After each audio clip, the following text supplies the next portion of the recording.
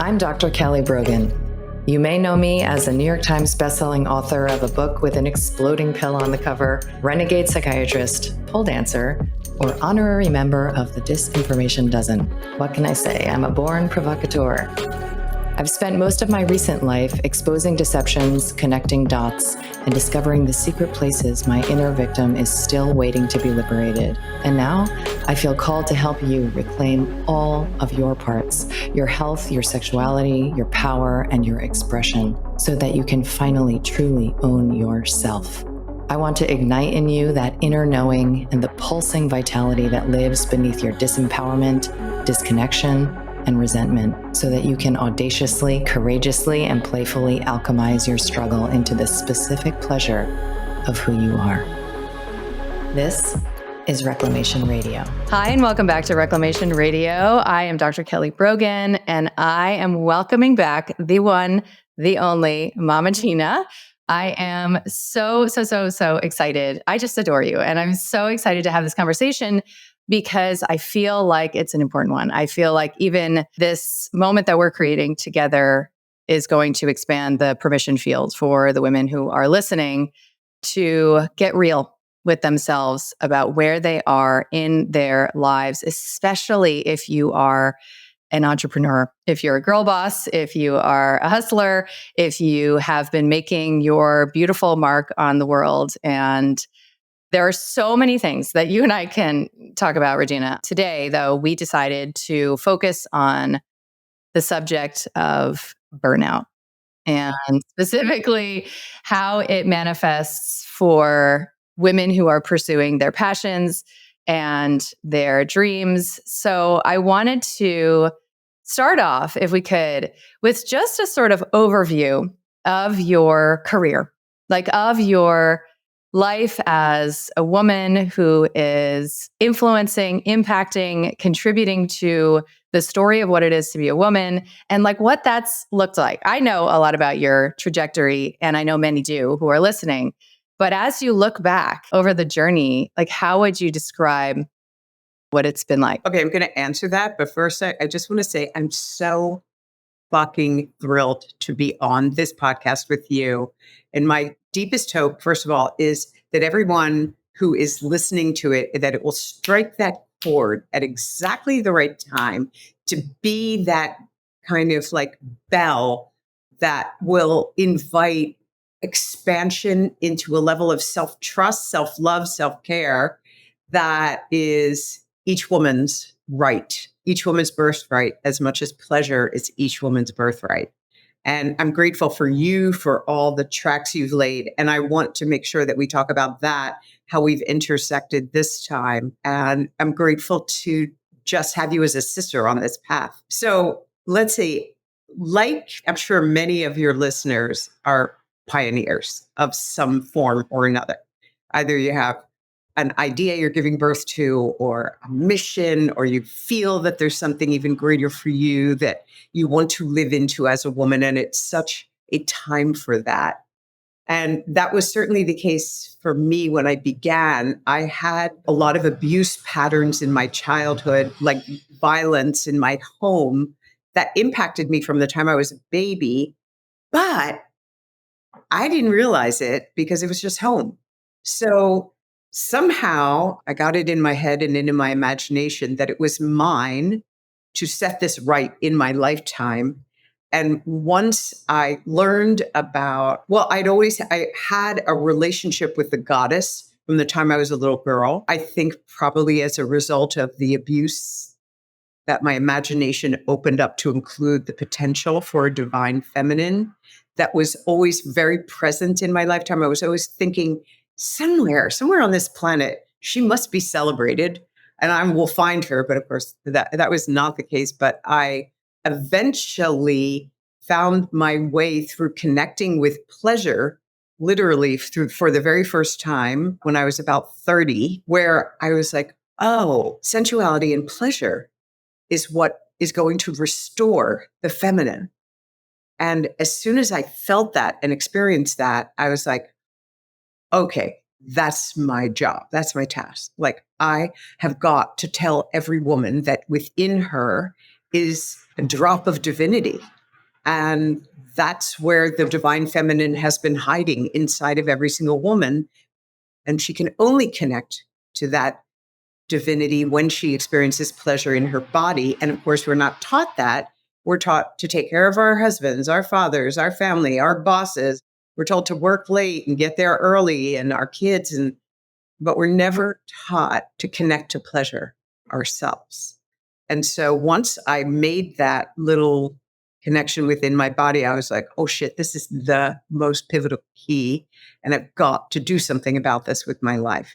And so I ended up leaping in a very big directional change. I went from being like a little researching hermit living in a studio apartment in New York City to living in a sex commune for 5 years where I studied. It was at that time called Moore University. It's Lafayette Morehouse. Incredible training to learn about orgasm, to learn about pleasure, to learn about the differences between men and women. Just beautiful, like baseline for me.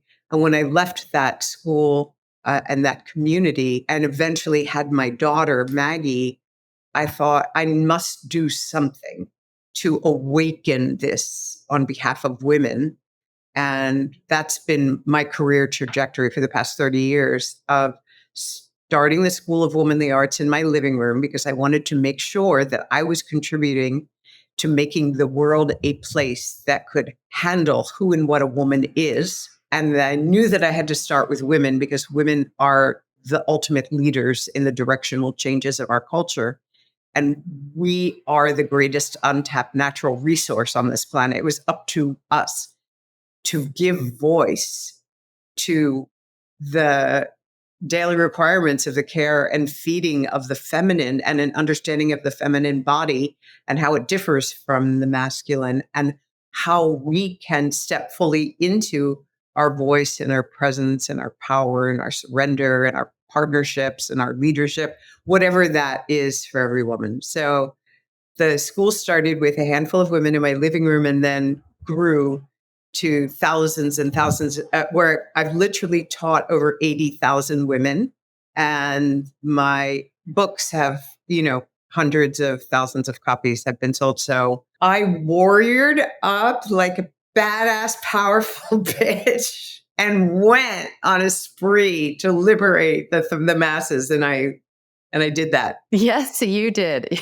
Yes, you did, woman. And that's why I love having this conversation. It's such an honor to have this conversation with you specifically, because I consider you, in ways a mentor in not only content, but also form, like, right? Meaning the form of your career, your business. And I think many would look at what you have achieved from your living room and say, this woman has made her mark. This woman has reached the summit. She has achieved what most female entrepreneurs who are interested in marrying service and purpose and prosperity can only dream of. And I'd love for you to talk a bit about the shadow of that, right? Like, what is the untold story? What is the lived experience? Because you clearly, your enthusiasm is one of the most lovable aspects of you. Your enthusiasm just bubbles forth. It's so clear that your passion has never waned for 1 second. So this is not a matter of like, I just am kind of bored, with what it is that I'm doing. So if you have all these pieces still in place, what could possibly be, beneath the veil, right? Like, what could be some of the less talked about? I've only started to talk about this myself, and it's only because it only started to come to my own awareness that I was experiencing levels of burnout, even though my life and my work on paper looked absolutely like a dream, right? But there's something about female entrepreneurship that taxes our systems, right? So I'd love to hear from you about what started to creep up for you, right? Like, what was some of the shadowy experience that you began to have more recently in your career, even though everything is going just fine? Yeah. First of all, I think that all of us have, oh, hello, kitty cat. It's always nice when a pussy shows up, when I'm around. I take it as a compliment and a sign from that which is That was a great. softball. Yes, you're calling in the pussies. I think all of us have parts, chapters, and verse of our childhoods that can haunt us. And certainly for me, the way I adapted from the hurt and the pain and the loneliness and the fear that chased me my whole childhood was I became a warrior. And I thought, I will spare others from the hurt and I will connect women to this portal of pleasure and their own experience of their own divinity. And so in doing so, when you're galloping with your lance and your sword and your armor, you don't have to connect with all that pain from your past. And what happened to me was right before COVID, I stopped doing huge events, like events of a couple thousand people, because it was burning out my team. And it was I just got so many signs from the great pussy in the sky. It was time to stop that. So, and then right around that time or just before that time, I met Peter, my partner, which I have always lived a life driven by desire, right? I longed to start this school. I got to do it. I got to scale it. I got to go from, a little clueless hippie chick to running a multi-million-dollar business. Like that was never in the cards for this creature, but that happened, and then my longing was to fall in love and to be loved, to both give and receive love, to really surrender to partnership. And I met Peter, and through the ups and the downs and the ins and the outs of our partnership, I finally have gotten to a place where I feel safe with a man for the very first time in my life. And almost, I didn't know this was happening at first, but all of the trauma and all of the abuse patterns that they banged on the door and they were like, hey, you pushed us away for your whole lifetime, Queen. We are here now and we are taking over until you reckon with us and love us back to ourselves. And so I was experiencing depression, anxiety, sleeplessness, brain fog. I literally could not put one foot in front of the other. I, who had been so deliriously competent, and I use that word deliberately, I was really good at that one thing. But in terms of deeply connecting with myself or others in an intimate way, in terms of really knowing how to be in partnership, to connect to myself, to own all those parts of me that I had chosen to disconnect from to preserve myself as a child, all of them wanted to find home with me. And at first I was just like, I'll do anything not to feel this. I will do anything, but I couldn't. And so I started working with an integral family systems therapist. David Coates is his name, great therapist, and started to see like, oh, of course I would be shattered as a little 3-year-old experiencing abuse or a younger part of me. And I began to see there are parts that want my love, and I have not given these parts my love. I think this could sound kind of crazy to a podcast listener, but I have to say to myself as well, I couldn't believe that there was this huge part of me that I had overlooked, or that there was a process to reclaim this part. And that's when I reached out to you because I was like, help me. It's so fucked up now. Like, I cannot even have a thought. And I don't, and I know you know shit about this, and I need your help. And at that point, you stepped in and you were like, oh, yeah, okay, I got you, girl. And you taught me about the Vital Mind Reset program, and I became your best student. Well, I like to at least right up there, and I'm probably it's a 44-day cleanse that Dr. Kelly Brogan created. It's available online, Vital Mind Reset. I cannot recommend it enough. it is not hard, but it requires a lot of discipline and a lot of self-care. And that shit has fucking changed my life. It has changed, like, brain fog, gone, depression, like, I don't want to say evaporating, but that combined with the integral family system therapy, like, this is what you've given me, the way to take responsibility for my health and well-being at a deeper way than I ever imagined possible.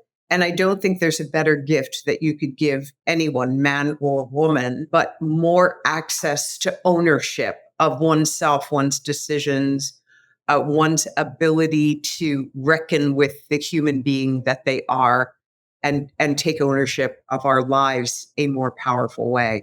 So I am forever, I don't want to say in your death, that's like a weird thing to say, but forever shattered and remade by your courage and your brilliance and your eyesight and your adventurous spirit and the deep journey that you've taken inside of yourself on behalf of yourself as a woman and all the people whose lives you touched. Thank you. I love watching this more than anything in the world. So this terrain that you found yourself in is one that I obviously know in my own way personally, and so do the women that I make contact with. And it is this moment of readiness to change course in the path, even though there's a huge part that says, no, just keep going, just keep soldiering on, just keep doing it the way you've been doing it, try harder. And the readiness to change course becomes an initiation, right, to a new an expanded version of yourself. And it almost always asks of us that we soften in a way that feels like it might put us at risk of death, right? That's not a joke. It feels so counterintuitive, especially inside of a culture that values production more than longing, or values the outcome more than the state of being. And myself included, I was drinking that Kool-Aid as well. And you are, like me, somebody who has been on for decades, right? For decades. And now you have had this experience of this man coming in, offering your nervous system the taste of an exhale. All of this, and this is so common, all of this repressed and ignored overwhelm and arousal, nervous system arousal and instability and all of that was able to surface to your awareness. And I told you when we talked, I don't love the terms depression and anxiety, because I think that we could be so much more descriptive as women. And when you talked about, this kind of blinding, like almost like a million points are coming at your face and you can't see any of them, this sense that you can't perform easily the way that you had taken advantage of historically, and that you could have taken the bait, like so many of us, of turning against yourself, turning against your body and saying, body, stop doing this panic thing, stop doing this insomnia thing, stop doing this brain fog thing.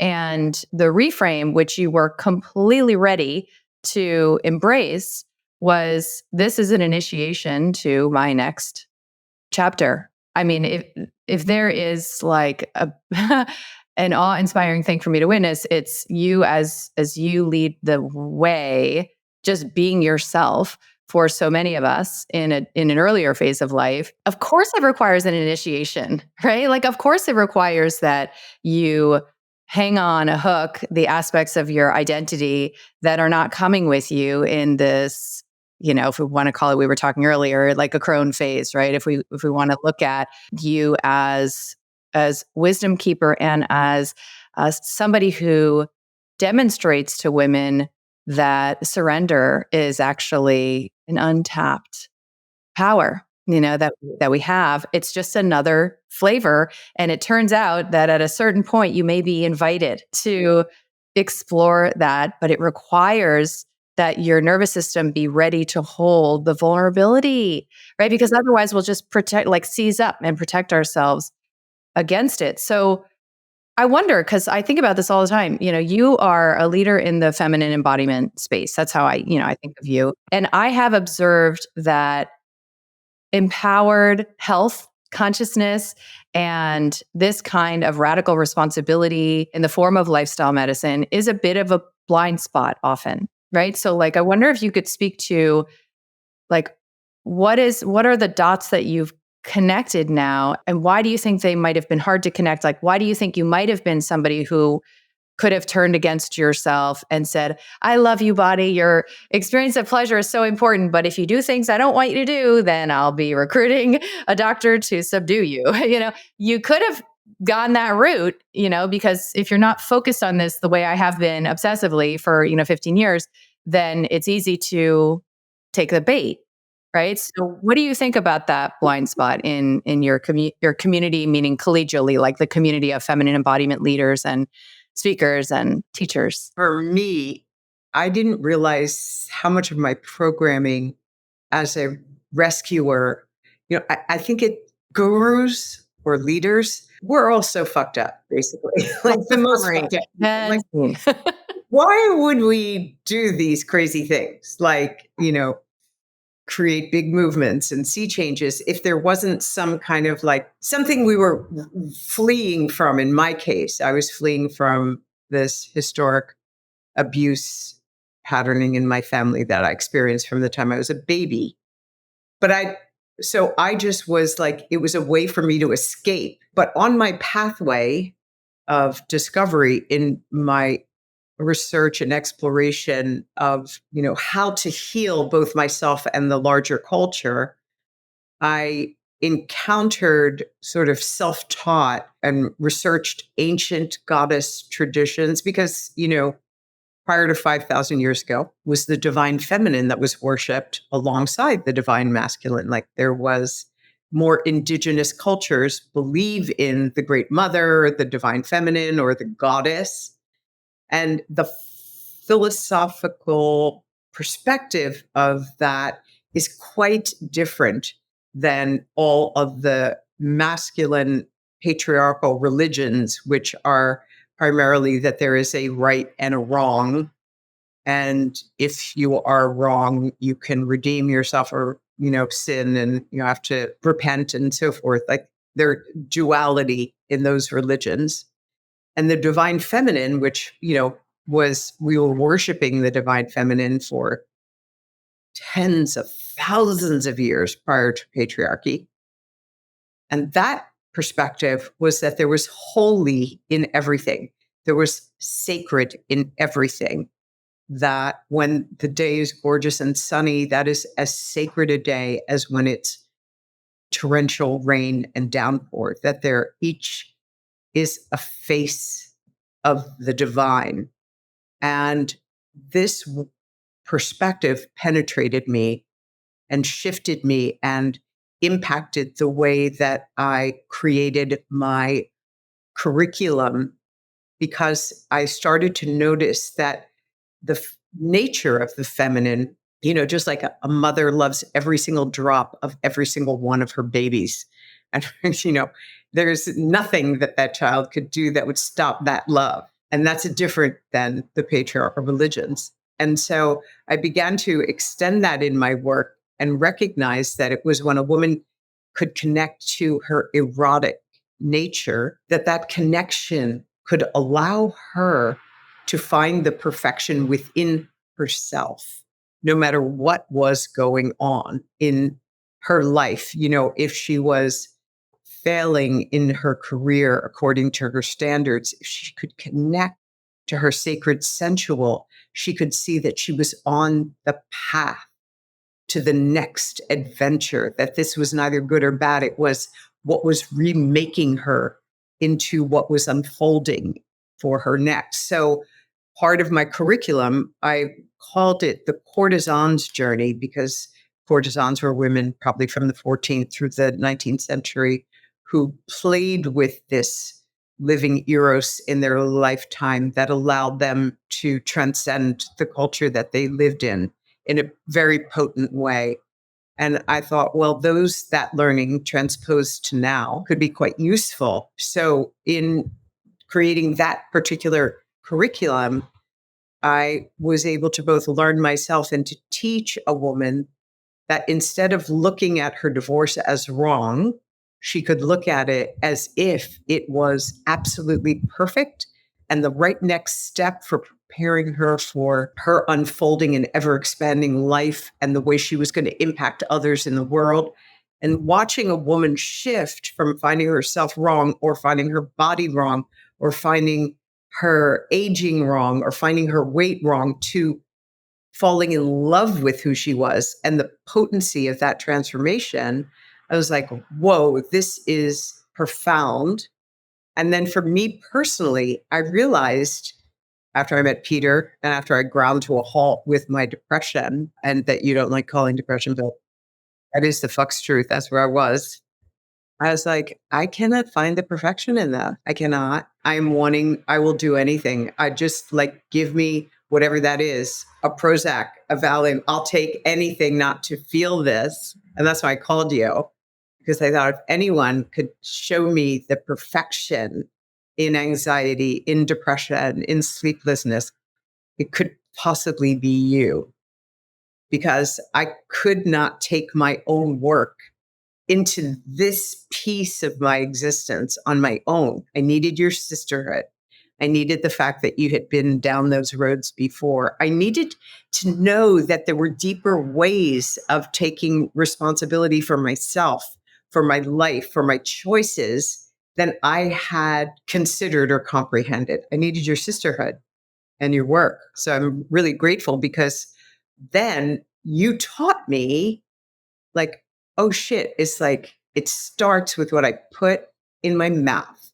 If I'm going to eat a GMO, I am going to fuck myself up. Or if I am not going to choose organic, grass fed, free range, like, I'm going to contribute to the problem rather than assist myself at climbing in a different direction of choosing my own vitality rather than what I was unconsciously doing. So I hope that answered your question. I will stand in your corner, supporting your intuition and belief, even if it's small and quiet, that you were never damaged goods and you're not now. And to reframe that the ways in which you thought you were weak or beyond hope are actually where your heroine's journey begins. I can show you that you have symptoms because you are a canary in the coal mine, exquisitely sensitive to misalignment with your lifestyle, relationships, and patterns, that you're rightly sensitive to wrong living. And from this sensitivity, when properly regarded, honored, and cared for, will emerge your greatest gift and the most powerfully vital version of you that the world is actually waiting for. So, with simple, accessible changes in a short period of time, you can feel more resilient in the face of criticism, conflict, and judgment. You can experience less drama and patterns of what the fuck in your life. And you can experience a calm body with clear signals that you know how to align with.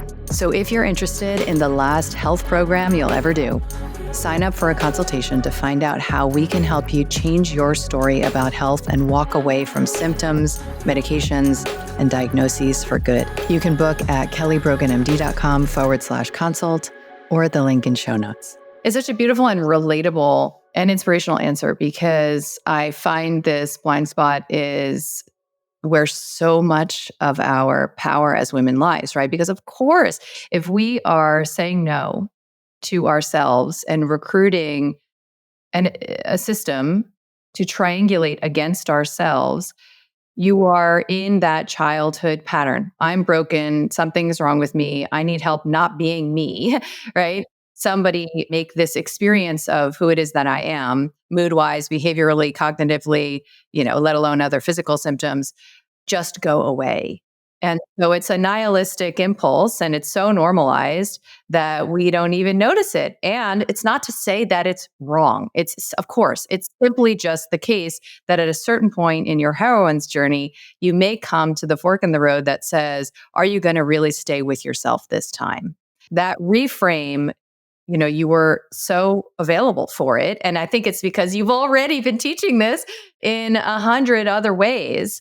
But to apply it to symptoms is in some ways the last bastion, but it's difficult to do that outside of it being sort of normalized by somebody else. I don't think that this is easy work to do on your own in a vacuum. And so that kind of sisterhood, allows you to ignite it within yourself for sure. I think also because of, let's say, the abuse having started in my family and in my body so early, like I probably never really had a good night's sleep or a night's sleep that wasn't haunted by terror or, some kind of anxiety as a result of the environment that I grew up in, right? So fast forward all these decades, it wouldn't even occur to me that I could have that without some outside interference. I wouldn't think like I can create that. But what you taught me is, oh, no, no, no. Like you can create that. You can actually have such a beautiful relationship with your own health and your own body and your own listening and your own attunement that it could be even better than you can imagine. And I think that's super exciting. It's one of the, we talked about how one of the most crazy making arenas of, symptomhood is insomnia, right? Like I have watched insomnia, turn a woman who was otherwise relatively stable into somebody who thought that she, might need to be institutionalized for life. And this experience, I think, That's not a joke. yeah, but it's right. It's also driven by the dominant culture that says, woman, perform, right? Like wake up and have your sharp mind and be ready to slay your to-do list. And you don't get a day off, right? Showing that you can handle it, right? So it's also part of this culture of productivity and achievement and performance that we have allowed ourselves to be in many ways colonized by. And Choice of words that you use the word colonized. yeah, we were, fertile, I guess, soil for it. And, I told you that I think there are so many ways to interact with insomnia, but the first and most important step is to get to a place where it's actually not a problem that it's happening, right? And, you could say that about any single symptom, but when you can get to that place where it's like authentically not a problem, it means the healing is already started because your nervous system is no longer in fight, no longer in this vigilant state of retaliation against, of course, yourself. That's the plot twist. And you can offer a yes to what is.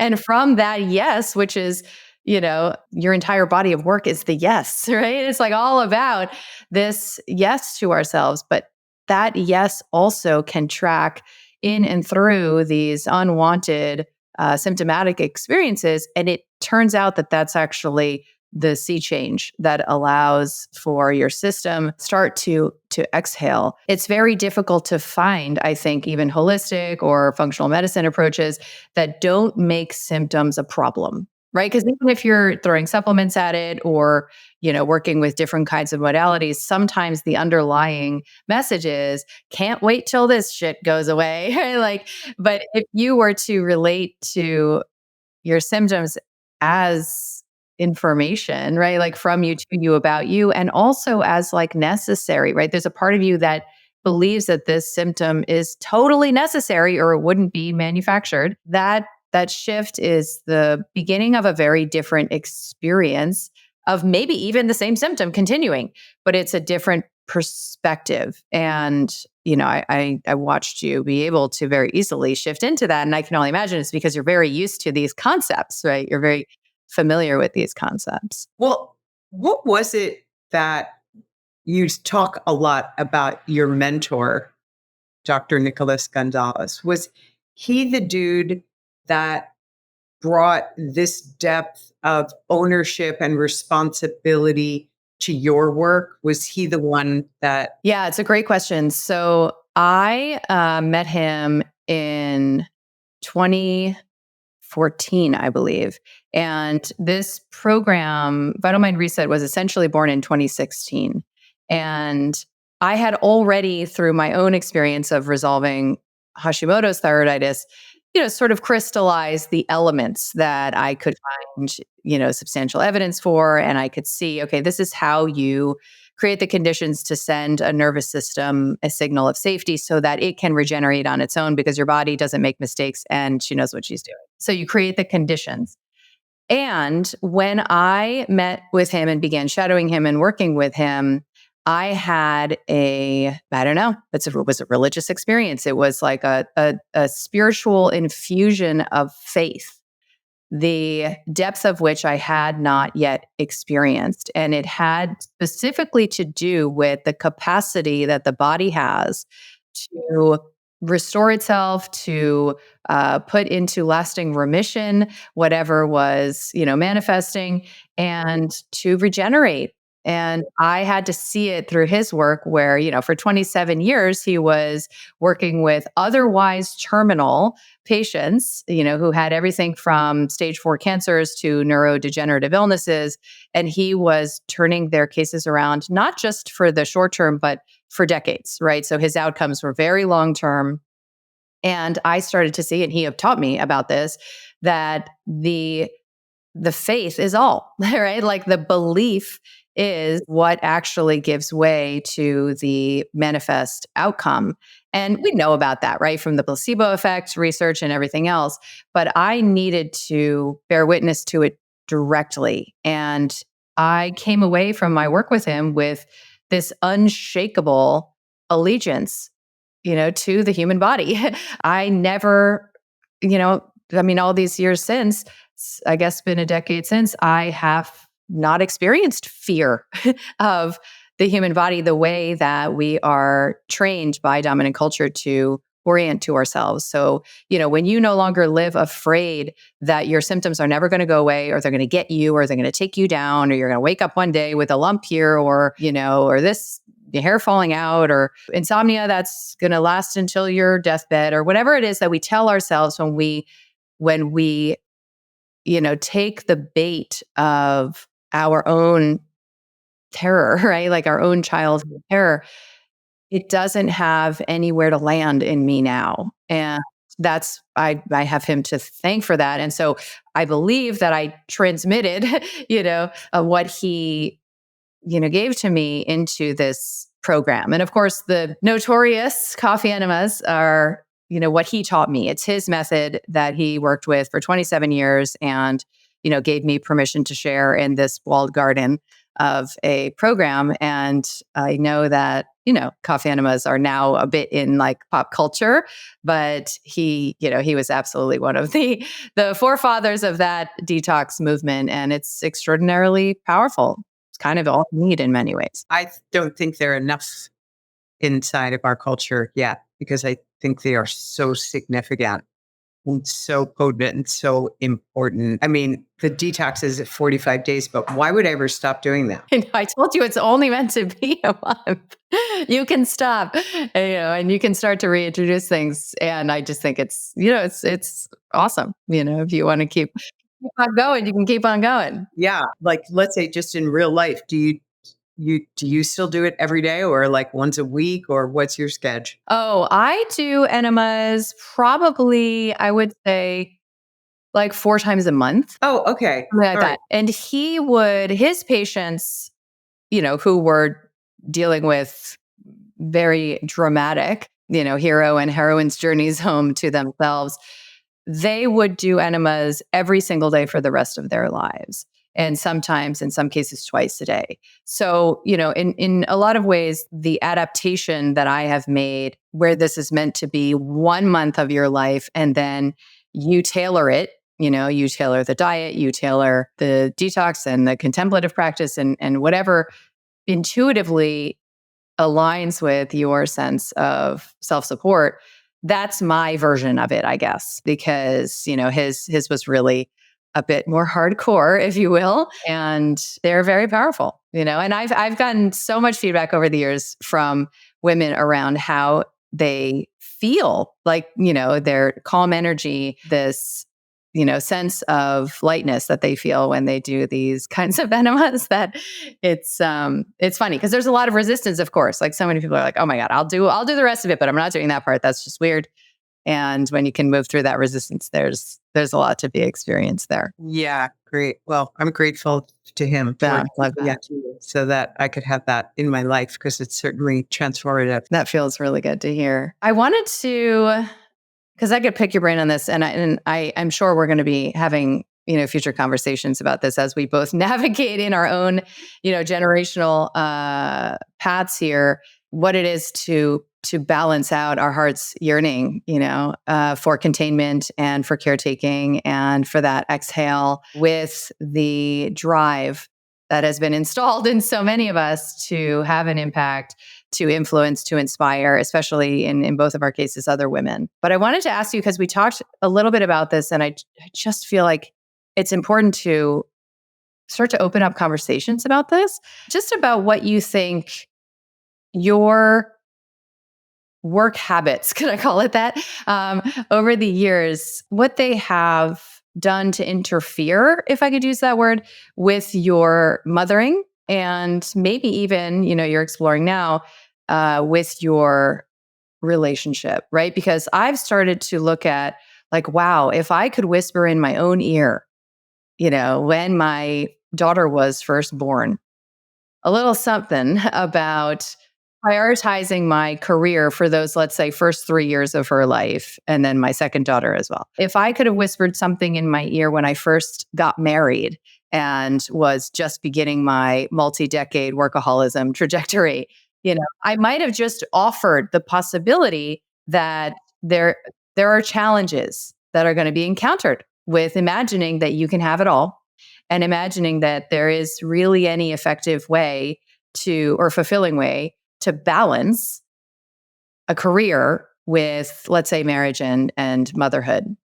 And so I just wonder, like, what's starting to crystallize in your awareness around maybe some of the under-discussed costs of prioritizing our mission as women? Oh, it's such a good question. There's so many ways to look at it, right? When I started my school at the most inconvenient time, because Maggie was about 1 or less.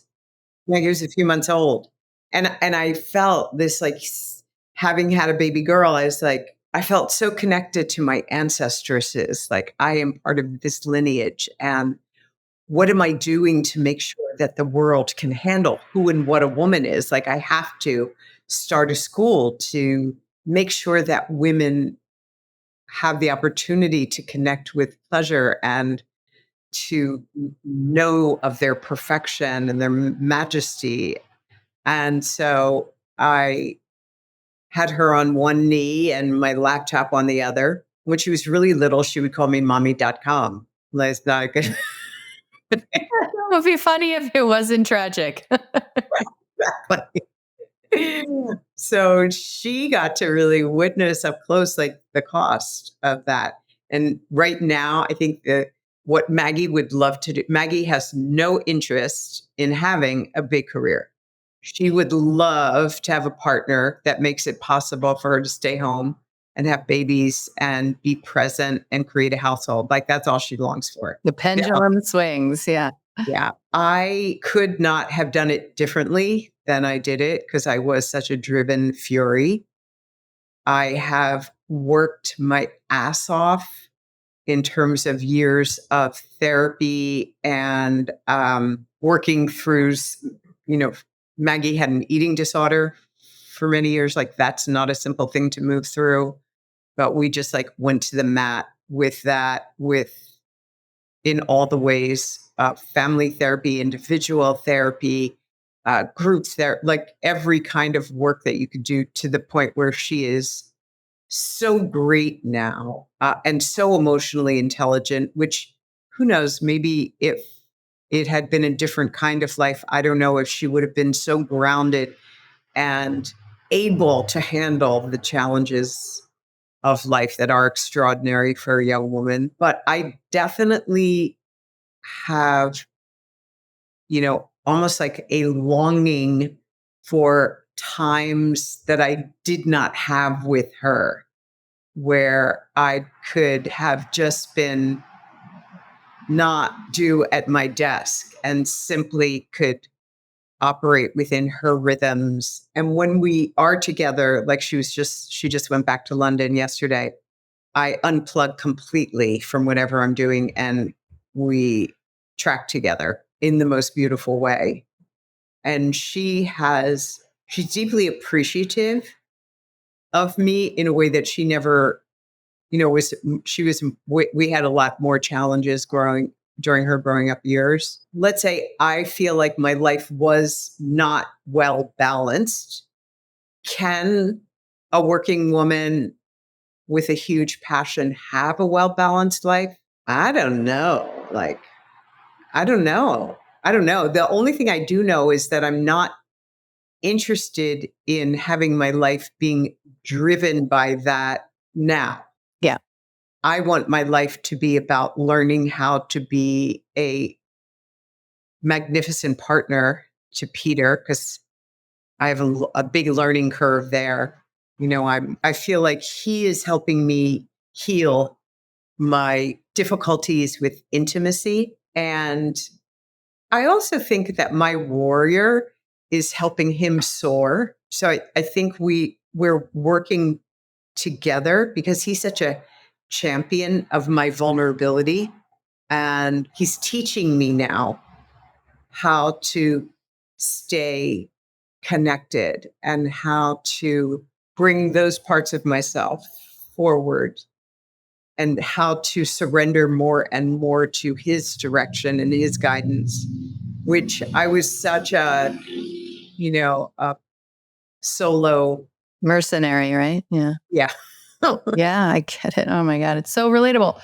And there's a stage, right, in our lives where, again, sacrificing what it is that we imagine would kill us to sacrifice. At least that's how I experience sacrificing my career identity becomes actually compelling because there's a yearning, right? There's this longing, and that if you continue being the most competent one in the room when your man is next to you, that experience is probably going to be unavailable. And you may feel, some degree of security and familiarity, and you'll be missing something deeper or more alive.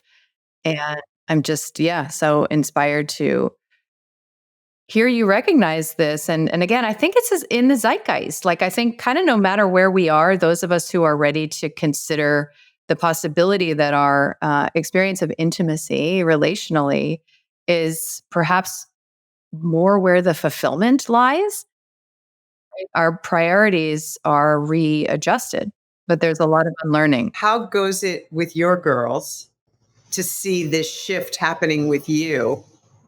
And, do they feel like they lost time with you, or do they feel like this new evolution within you is giving them much more deeper connection with you? How's it all going? Because your girls are younger than Maggie. Maggie's 27. So I want you to imagine what it would be like to never, ever be afraid of a symptom again. To be comfortable in your body, have easeful digestion, stable energy, to never need a doctor or prescriptions again, and to learn the language of your body so that you can read your yes and your no and trust your intuition. The truth is that you already have the power to heal anxiety, resolve depression, and to put an end to all of the enduring effects of stress. I'm Dr. Kelly Brogan, an Ivy League trained clinical psychiatrist who once believed so much in the conventional model of medicine that I specialized in prescribing to pregnant and breastfeeding women until I was diagnosed with my first potentially chronic illness, and I decided to find a way out. And what I learned was how to walk through a life crisis and into your power. Since then, I have published many history-making cases of others doing the same through my 44-day health reclamation program, Vital Mind Reset. And I've learned that despite what I was taught in medical school, your lifestyle choices do matter, and you can make chronic illness a thing of the past. You can also disrupt patterns of struggle in your relationships and in your lifescape through an intentional reset. No deprivation, gadgets, supplements, doctors, healers, or gurus required. I'd love to invite you to my free Calm Body, Clear Mind Masterclass, where you will learn 3 quick win steps that you can take today to ease anxiety, resolve brain fog, and restore your energy. Inspired by my Vital Mind Reset program. Comment below to check it out. Yeah, my girls are teenagers, and I feel very, on the one hand, grateful that I am moving through this terrain like before they're out of the house, but then also I feel the grief. I mean, I could cry about it in 2 seconds, that I didn't align with my choice to become a mother when I did, and I had my family, my parents available to support. And so it almost makes it more difficult to observe the true nature of the sacrifice, because it's like, oh, loving family is around, everything is fine, I'll just sneak off to work 3 weeks postpartum. And I was not in a position to really start to work on my own trauma and my own childhood experiences, and maybe even my experiences at that same exact phase in my infancy that would have led me to enjoy working more than being with my daughter. So many women find it boring, to be around their own children, and it's more stimulating to work on your adult projects. And that is a trauma signal. And it's not one that we have any ability to really recognize because it's so normalized. And mom guilt is just part of the deal. Like, no, mom guilt is actually an indication that something is out of alignment here. So yeah, they know that I own my shit as soon as I see it. And so they have watched me take responsibility for prioritizing my career. And then I speak about this in a podcast I recorded called Choosing Motherhood, but I prioritized a man who is not their father for 8 more years of their childhood. And I never prioritized my role as mother. So I wouldn't say prioritize them. I would say my role as mother, my choice to be a mother was never actually in the foreground. It was always just like, oh, my life is going to continue. And then this whole mother thing is also going on. So I never really aligned with that choice, I would say, until it's like about a year ago that I had this epiphany that I want to do that actually that it's the most joyful aspect of my life is hanging out with my kids and their friends and laughing and traveling and playing. Like, they are my ticket to play right now. And so they are my priority. That's why I'm not dating. And I am really beginning to wind down which is required. I wind up the leadership in my business, but wind down my attachment to my own career and my identity as an intellectual, my identity as, somebody who has something important to say, even in this kind of setting. It's the unwinding of that has been challenging because, I imagine this is similar for you too. I don't spend a lot of hours like at my desk anymore. That was the case for a good decade, but that's not the case now. And yet I'm always on. I'm always available to my team. I am in this energetic, I don't know, sort of like dynamic with my business that reminds me of dysfunctional relationships I've had in the past, where I'm just like, giving energetically, and imagining that at some point it'll feel okay. Like at some point it'll finally feel fulfilling. And I don't know. I'm just not sure, that that's the case because like I've received the beautiful feedback and the accolades and celebration. And at a certain point, it's like, what matters to me is the relationships in front of me. That's actually what I'm going to be thinking about on my deathbed kind of a thing. And that's actually where it's where I am. That's where I am in my life is like my cat's in front of me. I'm going to see my kids later. And, if I had a partner that's actually what I can sink my teeth into. And the rest is, pulling on a lot of threads of that rescuer you referred to, that conditioning that says, I'm going to figure it all out. I'm going to be the man I never had growing up kind of a thing. And so I can feel the unwinding that is being invited, perhaps so that I will be ready for a polarized partnership at some point in the future when my kids are out of the house. So I really appreciate. I love that you're not dealing with partnership now while they're in the house. I think that's so smart. I did the same thing. I think we all have limited time and attention. And to be able to have the gift of them there is gorgeous. And to unfold those parts, like literally, I feel like we are this generation of transformation, right? We did the best we could with the opportunities, the gifts, the challenges to like live into the fullness of who we are that is constantly shifting and changing. I think if there was this one edge that I've been able to give Maggie, which I hear you give your daughters, is you're transparent about your transformations. Like as soon as you realize like, oh shit, there's a piece that of myself that I haven't been taking responsibility for. You drop it, you stop, drop, you roll, you change, you evolve. And I think that's the greatest gift because it's going to happen for them in their lifetimes too. They're going to see that a pathway they were heading down perhaps might not be the most fulfilling or the most expansive. And then you're giving them the flexibility to change gears because you're willing to do the same thing. I remind myself all the time that there's no statute of limitations on apology. And I'm so glad that that's the case. I mean, there will be things from years ago that I will finally have clarity on and I'll bring it to their attention. And it just feels like it's organizing what was disordered. And I don't imagine that it will ever be the case that I feel like it's really truly reparable. I mean, I think that's part of the grief that you were referencing even in the early days of Maggie's life. It's like you can't actually go back to those. They happened, they happened and they were formative and important and we made choices. And integrating the actual consequences of those choices requires that we acknowledge that they even exist.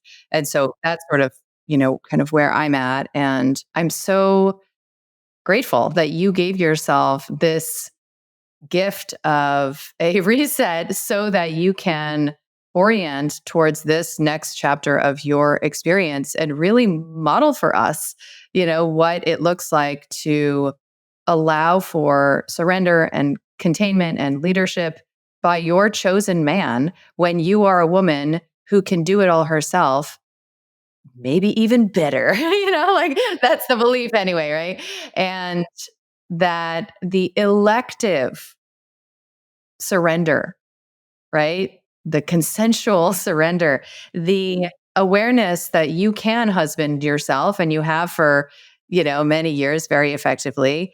And you just kind of want to try on the delight of, experiencing that polarity and that dynamic. I am so subscribed to your journey because I think there will be a lot that you have to share and, reconnecting to yourself in this fierce loyalty was probably an important, initiatory step in the direction of this new path. So you can fully receive what might have otherwise felt, a bit scary to open to. And for anyone who's inspired to do the Vital Mind Reset, this is an incredible companion piece that your most recent book. It's fantastic. I loved it. And it's really powerful together. as you go through the cleanse to have this as a companion piece, because just more tools for a woman to take ownership of her self-care, her self-love, her sensuality, just like all the pieces they wrap around so beautifully together. I feel really lucky that your book came out kind of at the same time that I started the cleanse. I could have both. I love that. I love that. And that means so much to me. And I am excited. I'm excited to be on the path with you. I would love to let the ladies know where they can follow along with like what is developing for you. Because I imagine most of the women listening are already very well aware of your work and probably already subscribed. Is there somewhere like what's kind of bubbling forth and new and fresh? Is it just, being on your newsletter? Is there somewhere they should be tuned into? Yeah. Well, next month, I'm starting my second year of teacher training with doing a pleasure coaching certification program, which I'm so excited about because this is my time to mentor other women leaders, like women that have a dream they want to put on its feet or who are doing leadership work in the world where they want a sisterhood of support. So that's starting in September. And getting on my newsletter, I love writing and I'm always writing. I love writing my newsletters. So I'm always keeping in touch that way, which is at mamagenas.com, MAMAGENAS.com, or Mama Gena on Instagram. I'm always putting things out there. They're fun to do and really great to stay connected with people. I love Instagram because people DM you and then you can say hi. The simplicity of human connection in the digital era. I love it. Well, it's so, so, so amazing to see our paths entwine. And it's just delightful to me. I adore you. And we'll make sure that everybody has what they need in the show notes. And I will be staying tuned to what is next for you. Likewise, and I'm going to be staying tuned with you too, love. Thank you for this new chapter.